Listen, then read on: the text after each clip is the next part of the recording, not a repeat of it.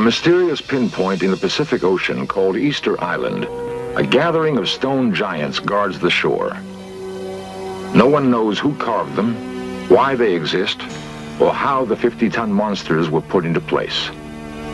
Yet they're here, unexplainable gargantuan pieces in baffling mystery.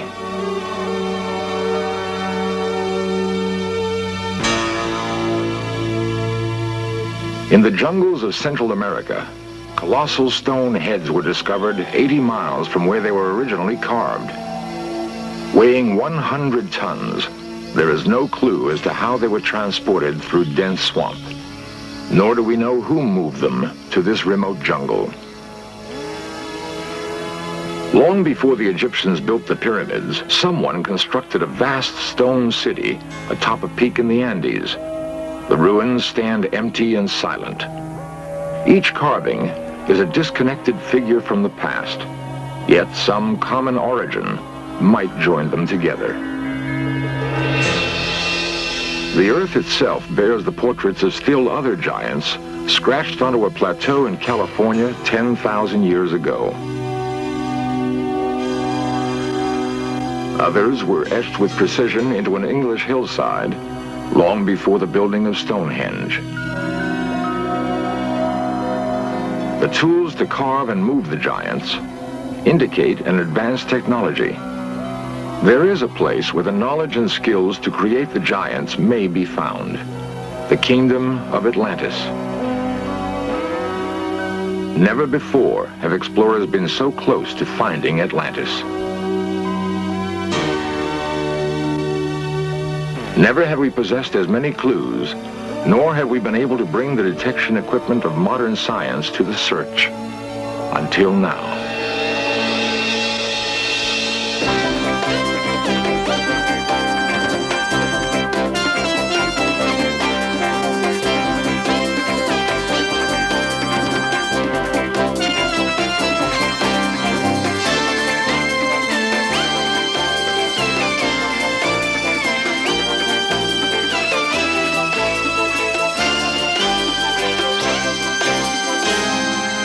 The broken column may be all that remains of an entire civilization blasted apart by an incredible explosion. Atlantis.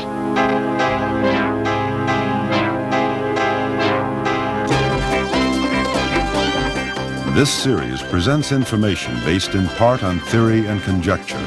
The producer's purpose is to suggest some possible explanations, but not necessarily the only ones, to the mysteries we will examine.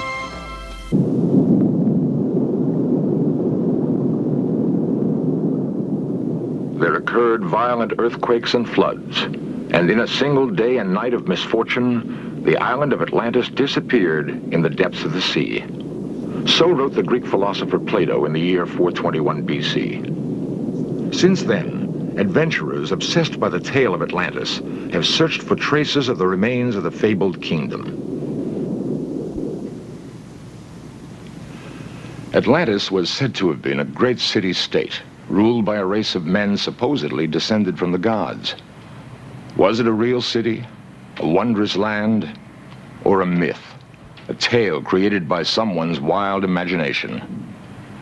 If Atlantis existed, it would have been a place where technology was far more advanced than anywhere else on Earth.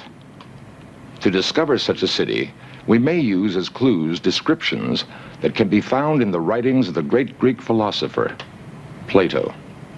At first, a small Greek island in the Aegean seemed an unlikely place to start the search, for Plato had written of a great and wonderful empire. They had conquered almost all of Africa, he reported, and more than half of Europe. Such a kingdom hardly fits the image of a tiny island like Santorini. In 1966, however, the remains of an ancient building were dug from beneath 250 feet of ash and lava. Its broken walls signal the first discovery of a great city.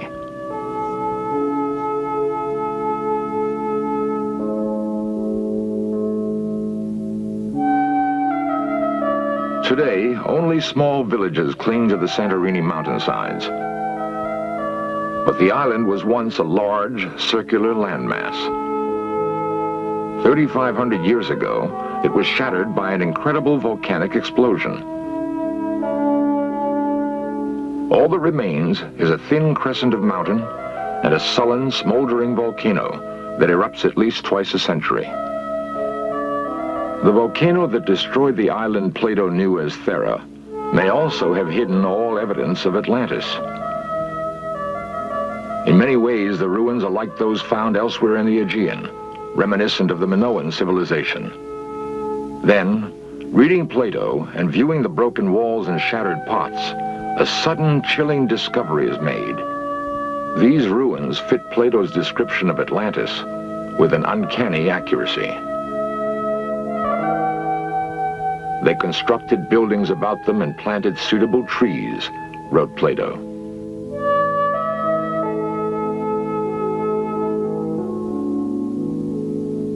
Whatever fragrant things there now are in the earth or woods, or essences which distill from fruit and flower, grew and thrived in that land. They had such an amount of wealth as was never possessed by kings and potentates, and is not likely ever to be again. The entire area was densely crowded and kept up a multitudinous sound of human voices, of din and clatter of all sorts, night and day. There were the king's baths, and there were separate baths for women, and to each of them they gave as much adornment as possible. There were many temples built and dedicated to the gods, also gardens and places of exercise. Plato tells us the citizens of Atlantis were skilled engineers, astronomers, and architects. He describes buildings and tools, and time after time we see in the ruins of Santorini the almost eyewitness accuracy of his account. The clockwork gears fished from the Aegean Sea are part of an ancient computer. It was used to plot the course of the planets and stars across the skies of Greece. The first modern computer was built in 1930, yet these gears were fashioned 2,000 years earlier. Based on a highly advanced understanding of physics, mathematics, and astronomy, there's nothing else like it in classical Greek technology, but it may have derived its origin from Plato's Atlantis.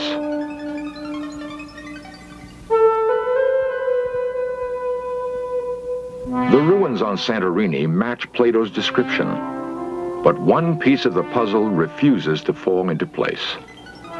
Despite the opinion of some experts that here indeed are the remains of Atlantis, Plato himself seems to suggest it lies elsewhere. We must search, he tells us, beyond the Pillars of Hercules. The Pillars of Hercules are today known as the Rock of Gibraltar. Therefore, Santorini, an island in the Aegean east of Gibraltar, could not be Atlantis. It must lie to the west, in the Atlantic Ocean. In a moment, we shall continue our search for Atlantis beneath the oceans, thousands of miles from Plato's ancient Greece. The geography of the Earth is not constant. Dry land was once covered by ocean. What is now seabed was once mountain and forest. The Atlantic Ocean that now separates the Americas from Europe and Africa is so familiar, it's hard to imagine a time when it was not always there. But once, a great landmass stretched over what is now the Atlantic Ocean, bridging the Mediterranean and the Caribbean. Beneath the surface of both of those seas are the broken remains of ancient cities. They may represent the eastern and western ports of Atlantis. The search for the eastern border of Atlantis begins just beyond Gibraltar in the Spanish city of Cadiz. Once a Phoenician port, Cadiz is among the oldest cities in Europe. Here, Dr. Maxine Asher of the Ancient Mediterranean Research Association met Spanish diver Francisco Salazar Casero.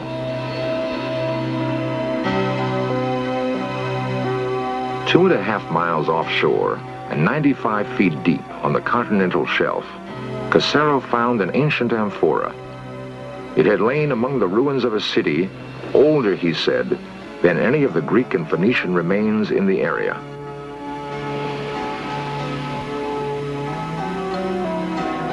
And here, the mystery of Atlantis is complicated by the modern world. According to Dr. Asher, the Spanish government revoked their permission to dive at the site. Spanish politics, she says, have prevented further underwater exploration off Cadiz. Although halted, the Asher expedition produced a significant find. It indicates that the east coast of Atlantis might have been precisely where Plato had placed it, as he said, beyond the Pillars of Hercules. There is other evidence to support Plato's description of an island that was greater than Africa and Asia together.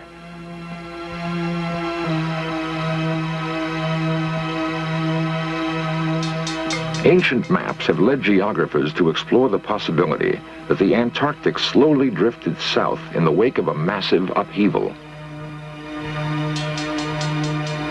Whatever the reason, we know that once it was part of a much larger landmass. The western edge of that land may lie here, beneath the crystal waters of the Caribbean. The actual discovery, however, is no more astonishing than the man who predicted its very existence. These strange blocks were first seen in a vision by the most remarkable mystic of all time, Edgar Cayce. Edgar Cayce was known as the Sleeping Prophet. Hundreds of astonishingly accurate predictions are cataloged in the archives of the foundation which bears his name. In 1939, Edgar Cayce predicted the end of World War II and his own death. Both events, he said, would take place in 1945. He was right. He foresaw the freedom of India from England, the death of John Kennedy, and a number of geological changes that are still to take place. Edgar Cayce's most remarkable prophecy, however, concerns a lost kingdom. Geological upheavals, he said, would bring about the rediscovery of Atlantis. Cayce saw Atlantis breaking up into 5 islands. The largest he called Poseidia. And Poseidia will be among the first portions of Atlantis to rise again, expected in 68 or 69. That prediction was made in 1940. In 1967, a pilot flying over the Bahamas sighted a rectangular structure beneath the crystal clear waters.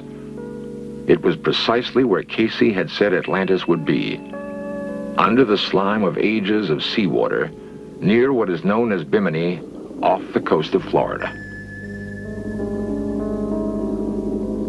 And here they lie, huge white blocks chiseled with incredible precision and covering a large area of ocean bottom. No one knows how they got here 35 feet beneath the sea off the coast of Bimini. But here they are found.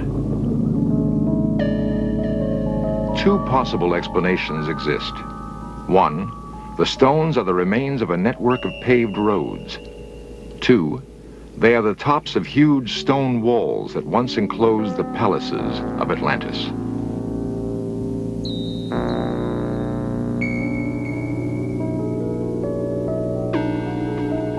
Author Peter Tompkins filmed the work of an expedition that hoped to locate Atlantis using clues from Cayce's writings. Aboard were Count Pino Turola, an Italian archaeologist, underwater explorer Dmitry Rebikov, and archaeologist Dr. David Zink. This expedition was to produce one of the most startling finds ever made in the search for Atlantis. Beyond the giant blocks, the divers discovered the remains of several ships. One had gone down in the year 1830. Beneath it lay the fragments of still another ship, one that had sailed the seas more than 3,000 years ago. Not a ship of Atlantis, certainly, but according to Yale's Dr. J. Manson Ballantyne, a voyager from Phoenicia. The Phoenicians were the greatest sea traders of ancient times. Their ships called at every port in the known world. Could it be that Phoenician traders came more than 5,000 miles from the site of classical Mediterranean civilization to deal with a rich and fabled kingdom?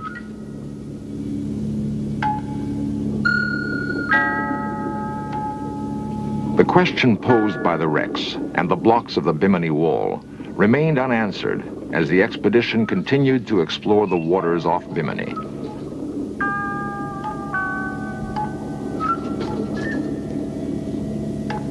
South of the wall, Pino Turola, a leading underwater explorer, discovered 4 marble columns. At first, it was thought they were bits of ballast from a wrecked ship. After days of diving and investigation, Turola developed a different theory. He believes that the columns could be 12,000 years old, actual relics of a center constructed in stone and marble. There are more tests to be made. Geologic dating of these and the expedition's other finds could confirm the explorers' theory that here is Atlantis. Here is the fabled world.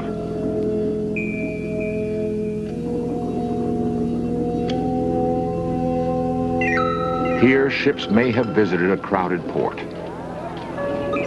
Here, marketplaces may have been filled with the multitudinous sound of human voices that Plato told us about. The din and clatter of all sorts, night and day.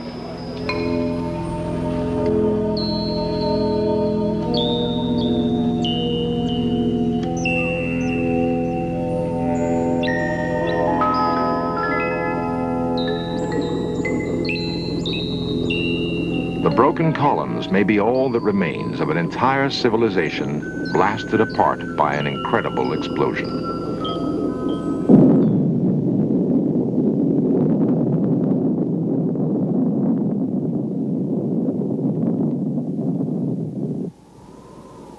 At every one of the sites we have investigated, there are artifacts of a remarkable civilization. But nowhere can we find the remains of the people who once lived in Atlantis. Plato may have explained it when he said the people of Atlantis were warned of impending disaster, and they fled. No one has ever investigated this aspect of Plato's account. But if it is correct, the clues to where the Atlanteans went next may be contained in the giant megaliths that guard the lonely outposts of the world. At Easter Island, atop the Andes at Tiahuanaco, in the jungles of Central America at La Venta, we can find the final clues to the mystery. These monoliths may tell us where the refugees, the engineers, astronomers, and architects fled, carrying the technology and culture of Atlantis. If so, we can begin to understand why the great cultures of the past bear such striking similarities. Egypt, one of the greatest of ancient civilizations, is symbolized by its pyramids. So too does the pyramid mark the ruins of this highly advanced Mayan society. There are other similarities. The Egyptian temple of Amen-Ra at Karnak is aligned with the sun. Only at the time of the summer solstice, the sun strikes the central chamber of the temple, known to the ancient Egyptians as the high room of the sun. 8,000 miles away, in the remote peaks of the Andes, the Inca marked the seasonal solstices with this monument. Using almost the same words as the Egyptians, they called it the hitching post of the sun. Perhaps the most remarkable record of the exodus from Atlantis is preserved in the 1,500-year-old pottery of a Peruvian tribe called the Mochica. In their vases and utensils, they depicted Orientals and Negroes, Arabs, Indians, Egyptians, and Greeks, people who might have been known to each other in Atlantis.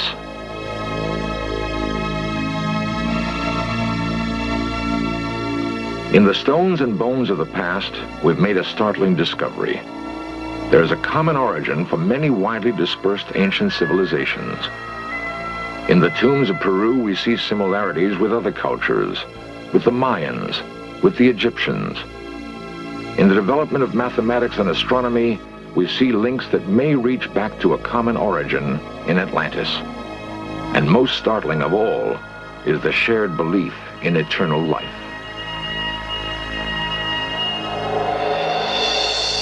In fragrant linen, buried amidst the treasures of their world, they seek the hereafter, guided by their ancestral traditions. Perhaps their ancestors were the people of Atlantis. We have attempted to piece together the jigsaw puzzle of history that has been scattered by disaster. In so doing, we've found what may be the only remaining traces of the lost kingdom of Atlantis. Of one thing we can be certain: the memory of Atlantis is no myth. It is history. The tale of Atlantis was first told by the priests of Egypt to a Greek poet named Solon. They assured him that the original archive containing the tale of Atlantis still existed. That was 3,000 years ago. In one of his last prophecies, Edgar Cayce said that the archives of Atlantis would one day be revealed in Egypt.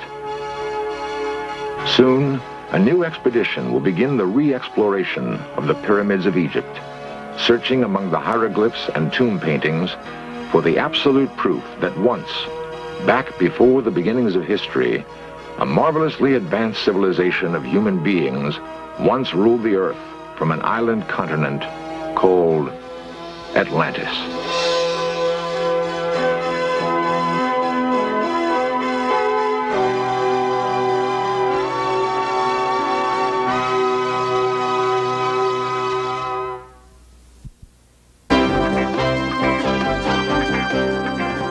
Lost civilizations, extraterrestrials, myths and monsters, missing persons, magic and witchcraft, unexplained phenomena. In search of cameras are traveling the world, seeking out these great mysteries. This program was the result of the work of scientists, researchers, and a group of highly skilled technicians.